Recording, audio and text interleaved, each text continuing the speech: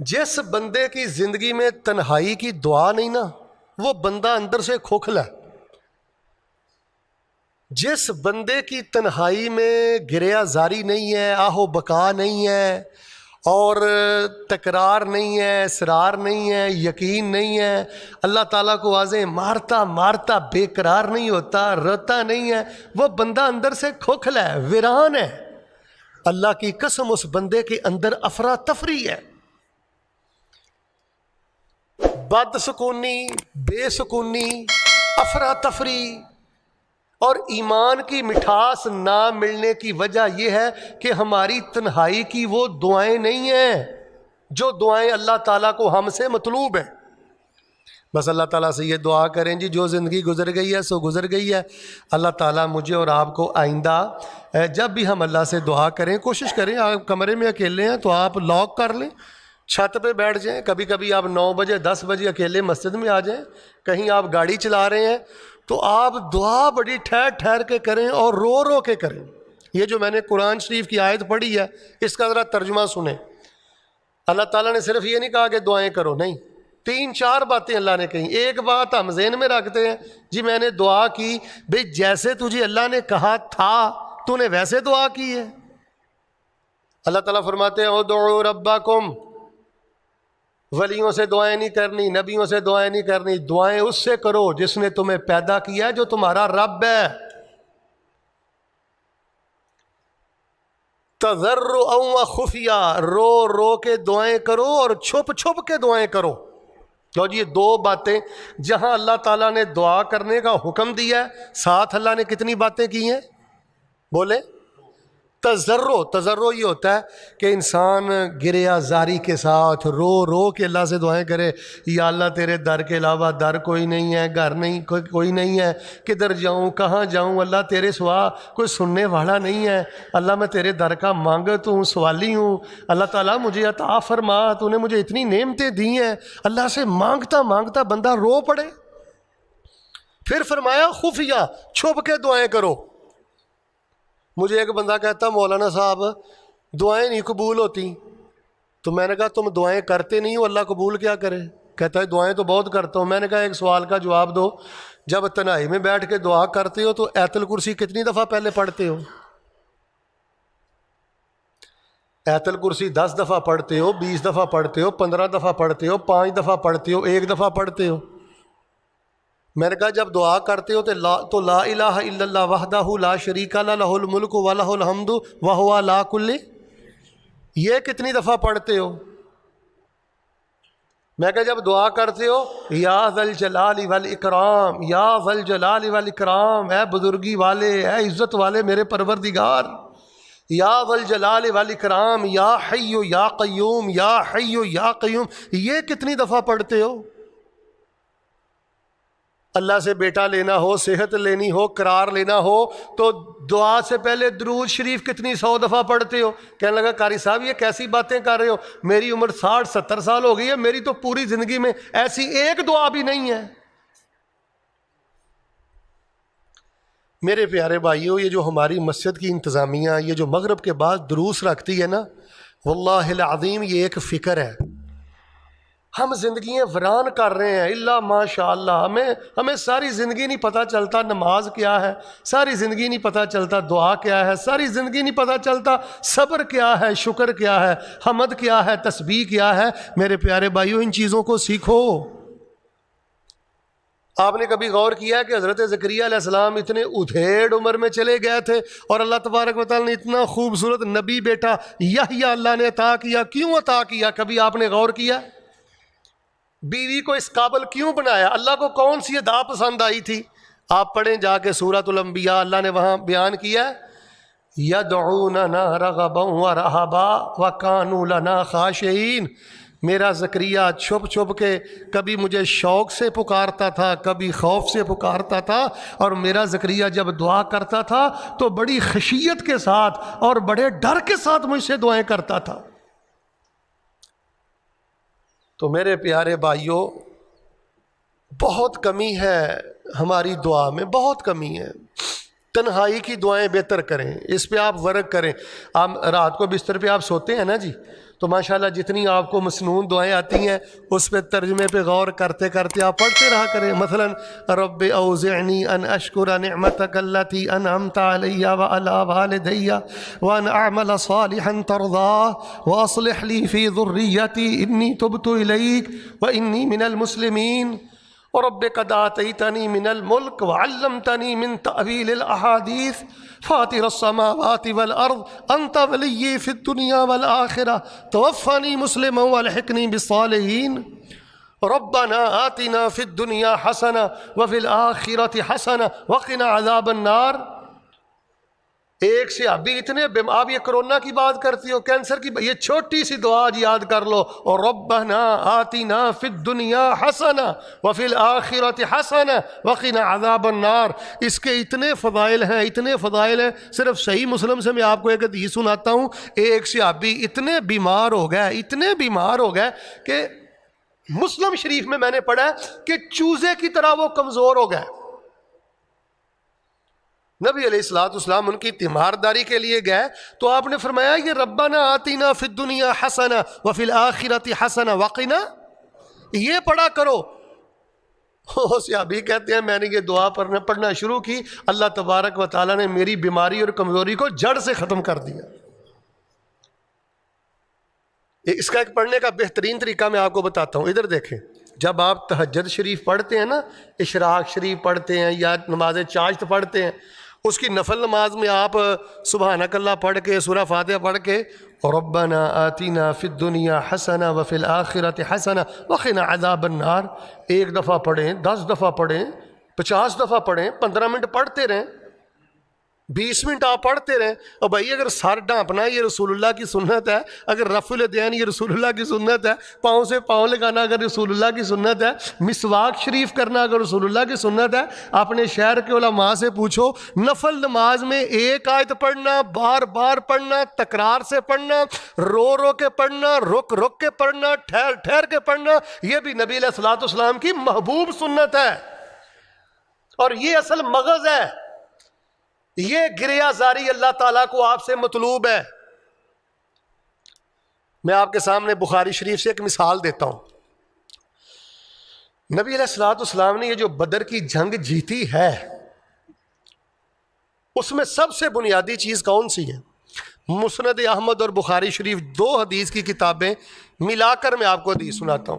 نبی علیہ الصلوۃ والسلام نے جب دیکھا کہ صحابہ تعداد میں تھوڑے ہیں، وسائل بھی نہیں ہیں، آلات حرب و ضرب بھی نہیں ہیں، گھوڑے اور ہاتھیاں بھی نہیں، کچھ بھی نہیں ہے، نبی علیہ الصلوۃ والسلام نے ایسے کیا، اپنا خیمہ لگوایا، اپنی کملی مبارک رسول اللہ صلی اللہ علیہ وسلم نے ایسے اپنے سر پہ اوڑھی، تو رسول رحمت علیہ السلام صحابہ سے کٹ کر اپنے خیمہ میں اللہ تعالیٰ سے دعا کر رہے ہیں، اللہ تعالیٰ سے باتیں کر رہے ہیں. اللہ تعالیٰ یہ مٹھی بھر مسلمان اگر آج یہ چلے گئے تو تیری زمین پر تیری توحید کا نام لینے والا کون رہے گا؟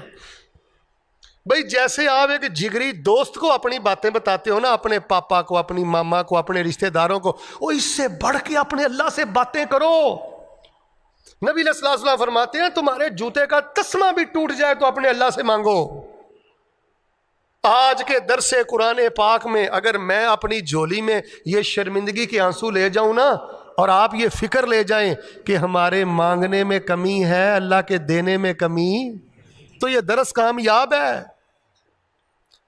رسول رحمت علیہ الصلوۃ والسلام نے دعا کی. آپ دعا میں کیا پڑھتے تھے؟ یا حیو یا قیوم یا حیو. بھئی جب آپ نے اللہ سے کوئی اسپیشل سی دعا کرنی ہو نا تو یا حیو یا قیوم تو 10-15 منٹ پڑھتے رہا کرو. یہ یا حیو یا قیوم یہ اسم اعظم ہے. اسم اعظم کا معنی ہوتا ہے، نبی علیہ الصلوۃ والسلام نے فرمایا کچھ بول ایسے ہیں اگر وہ بندہ دعا سے قبل وہ بول پڑھ لے یا دعا میں پڑھ لے تو اللہ ان کی برکت سے اپنے بندے کی دعاؤں کو قبول فرما لیتے ہیں. حافظ ابن تیمیہ، حافظ ابن قیم، ابن عثیمین رحمہم اللہ تبارک و تعالی، ان تمام محدثین نے لکھا ہے کہ اسم اعظم یا حیو یا قیوم ہے.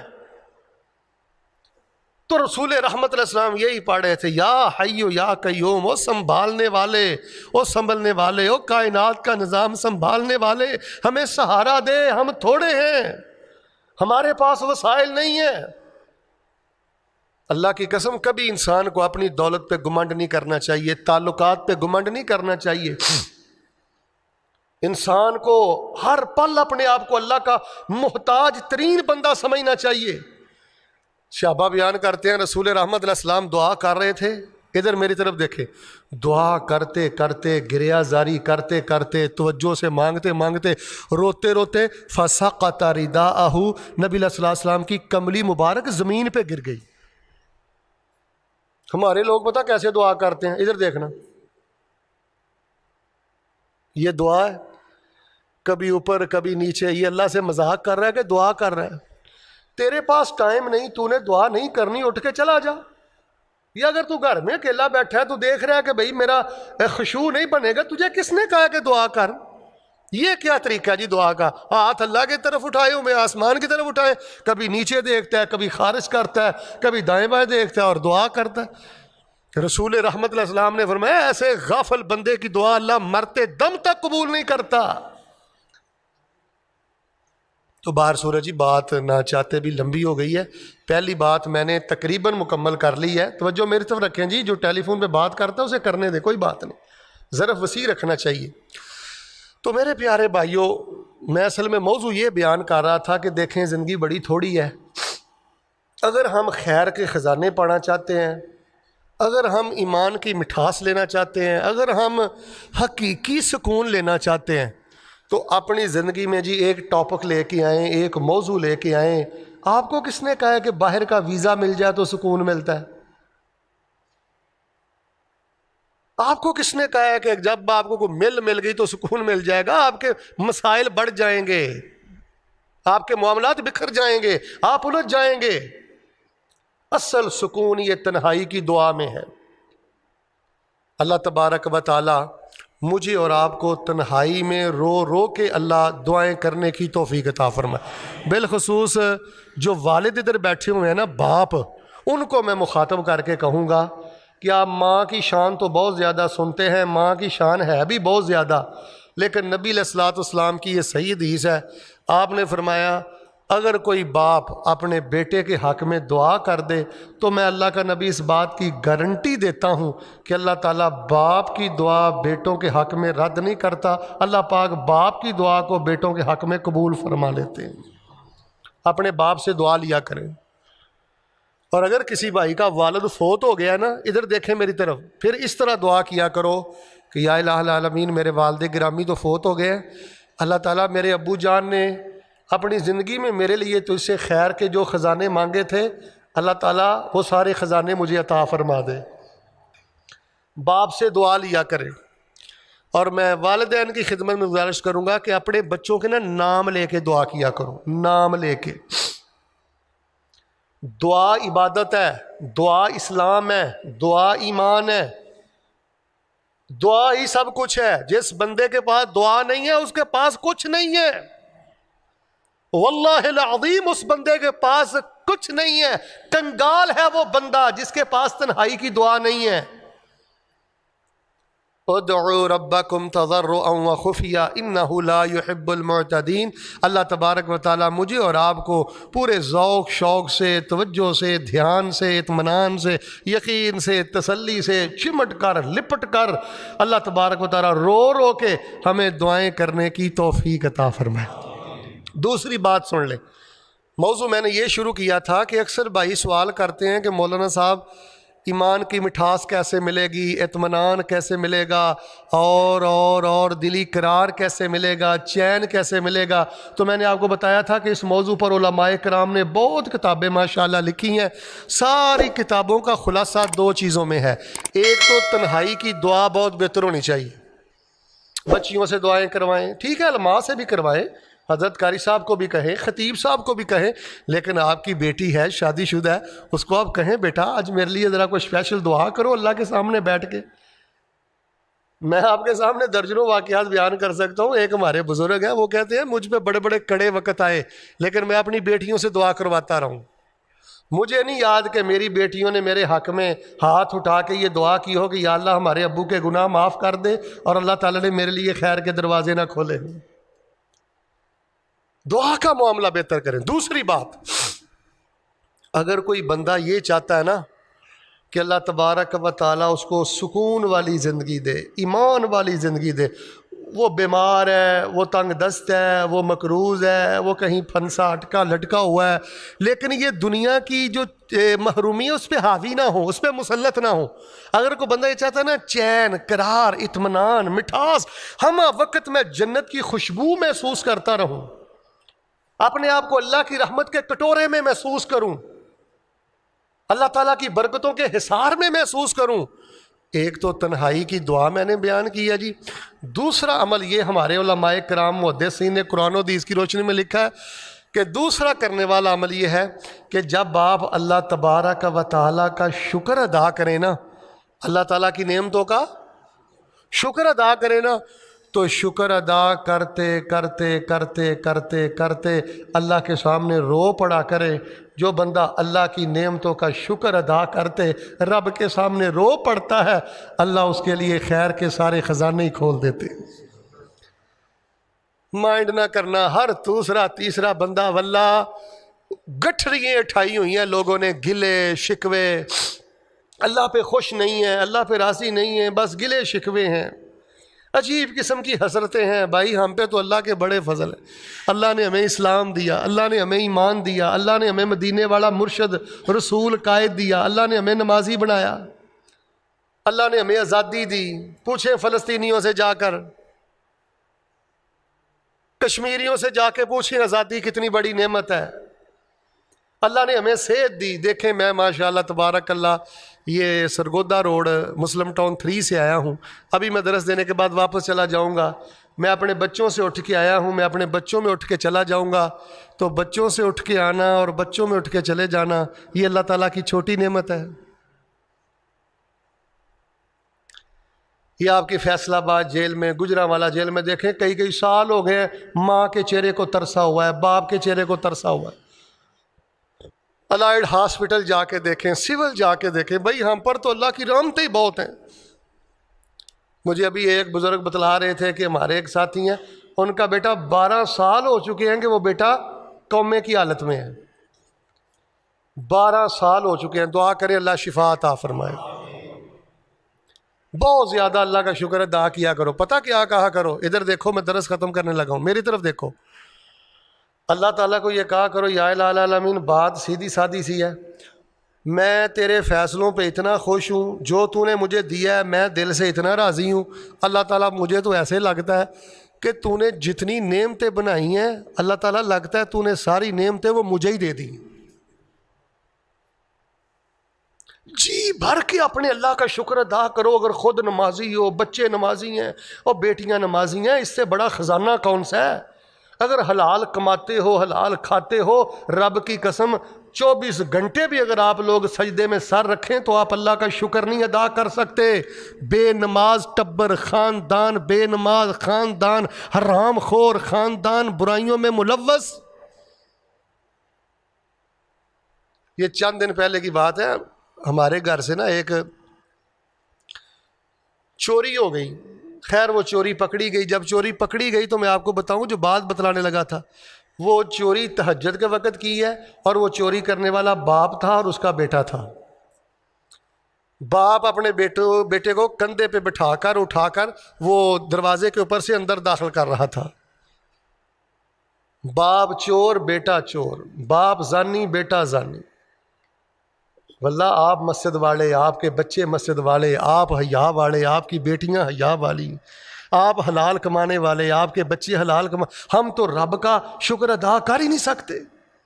باقی یہ جو تھوڑا سا زندگی میں کوئی معاملہ تنگی والا آتا ہے نا، کبھی بیماری آ گئی، کبھی دکھ آ گیا، کبھی صدمہ آ گیا، یہ بھی اللہ تعالیٰ آپ کا ایمان اور اللہ آپ کا پیار اور جذبات چیک کرتے ہیں۔ آپ کو نہیں پتا کہ دکھ کی گھڑی میں جب آپ الحمدللہ کہتے ہیں تو اللہ تعالیٰ جنت میں آپ کے کتنے درجے بلند کرتا ہے۔ بہت زیادہ اپنے اللہ کا شکر ادا کرے۔ ایک آپ کو چھوٹا سا واقعہ سناتا ہوں۔ ایک بزرگ تھے، ان کے پاؤں بھی کام نہیں کرتے تھے، ہاتھ بھی کام نہیں کرتے تھے، آنکھوں سے بھی کچھ نظر نہیں آتا تھا۔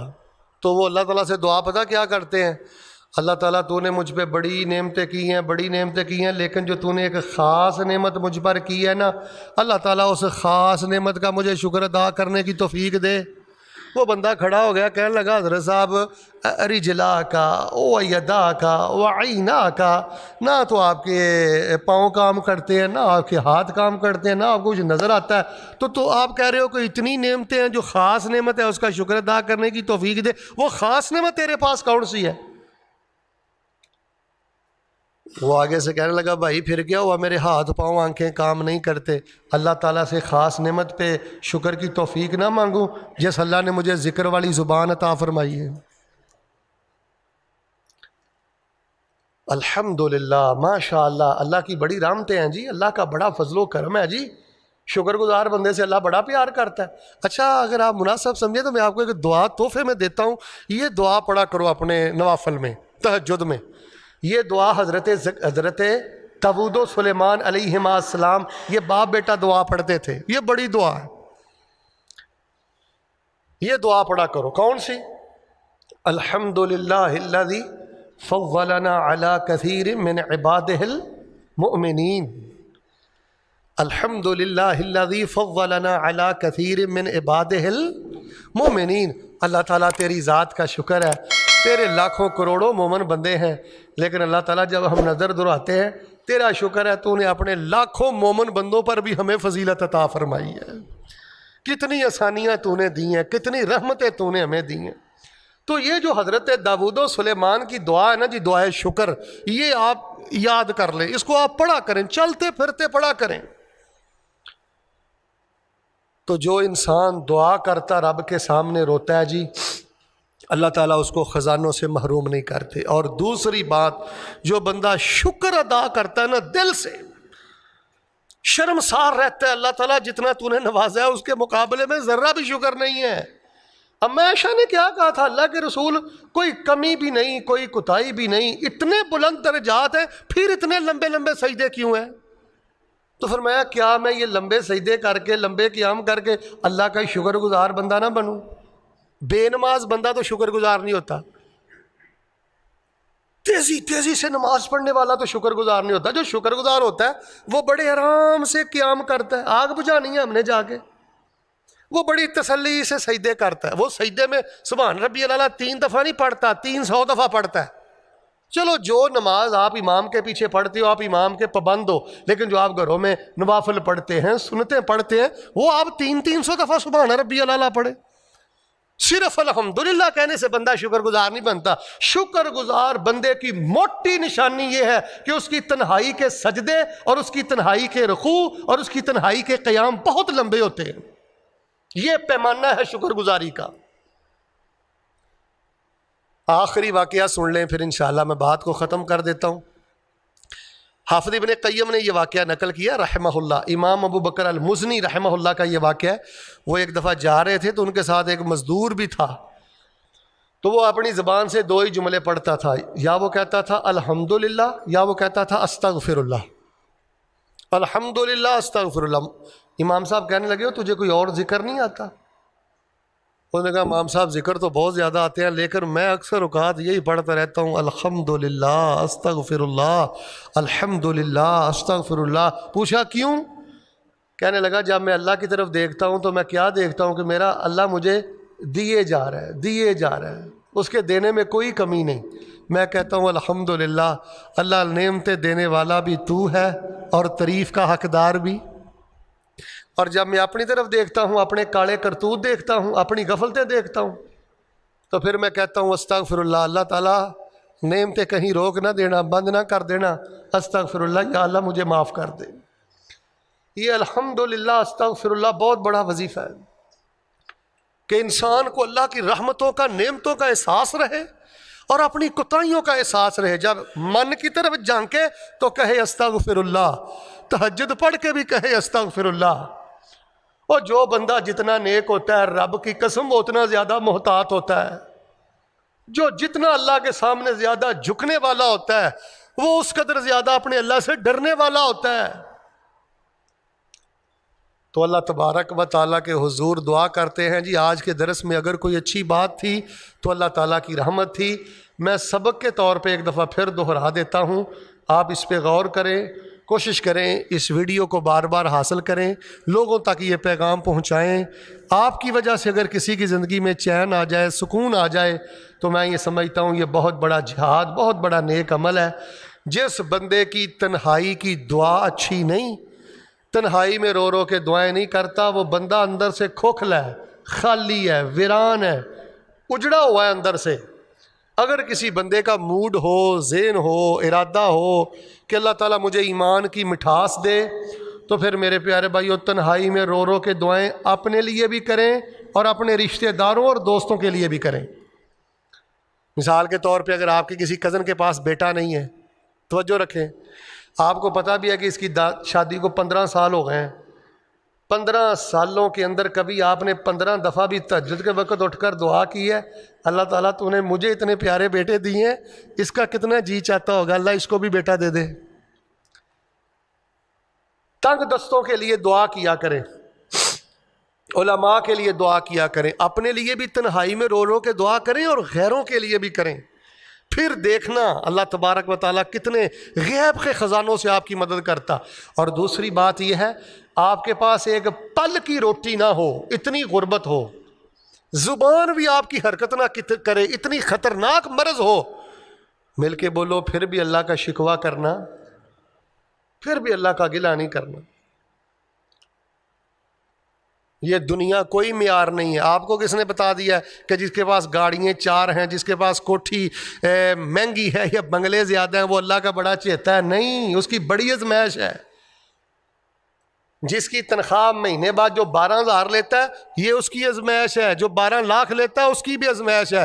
کسی کو اللہ دے کے ازماتا ہے اور کسی سے اللہ ہے, دونوں کی ازمائش. کامیاب وہ ہے جو اندر سے اپنے رب پہ راضی ہے, توحید پرست ہے, غدار نہیں ہے, بے وفا نہیں ہے.